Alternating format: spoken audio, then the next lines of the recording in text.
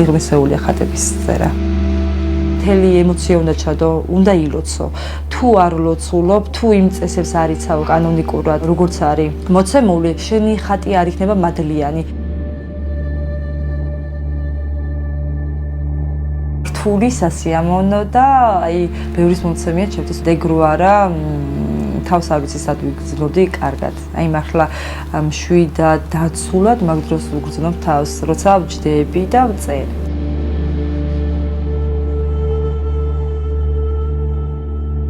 შვიდი წელია რაც ხატებზე მუშაობ, რაც თავი მახსოვს, სულ ხატავ და ესეც ჩემი საქმეა, მაგრამ ვერ შევადარებ ხაწერას. ხაწერა უფრო აღმატებულია ჩემთვის, ვიდრე ჩვეულებრივი ხატვა.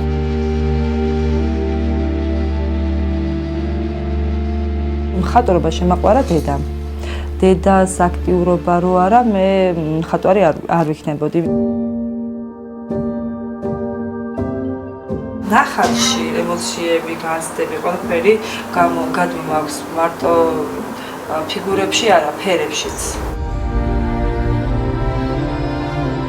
ბევრი რამ შემძინა ხაწერა მაგ ხრივ, იმიტომ რომ ფერებს ყურადღებას ვაქცევ, ეგეც სიმბოლოებია ხაწერაში, ბევრი, აი თითქმის ყველაფერი სახე, ხატი არის სიმბოლო. და ეს ყველაფერი ჩემს ჩვეულებრივ ხატვაშიც მოქმედებს. ნახატზე შეიძლება რომ აი განრისხებული იყო და დახატო და გული მოიოხო. გრძნობებს გადაიტან ნახატზე.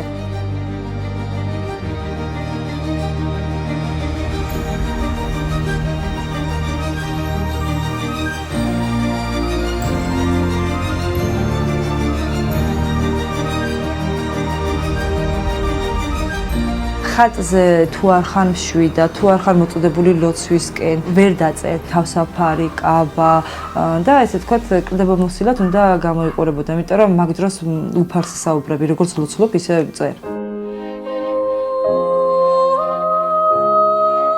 კი, ძალიან რთულია, მაგრამ იმ ხელა მადლი გადმოდის ამაზე, ადამიანს უღირსეს. თუ არ მოგწონს ეს საქმე, თუ იმ განცდებში არ ხარო, ამით ღმერთს ემსახურები და ესე ვთქვათ, დიად საქმეს აკეთებ, ანუ ისეთი განცდები არ გაქვს და მადლი არ გადმოდის შეზე, რთულია რომ ვერ გაჩერდები.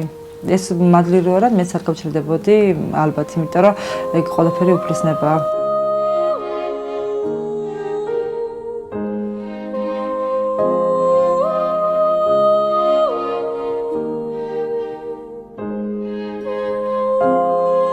მე იმათვისაც ლოცულობ, ვისთვისაც იწერება ეს ხატი. ეს სფეროა, რომ ღმერთს ენდობი ყველაფერში დაიღოს ნება უფლის.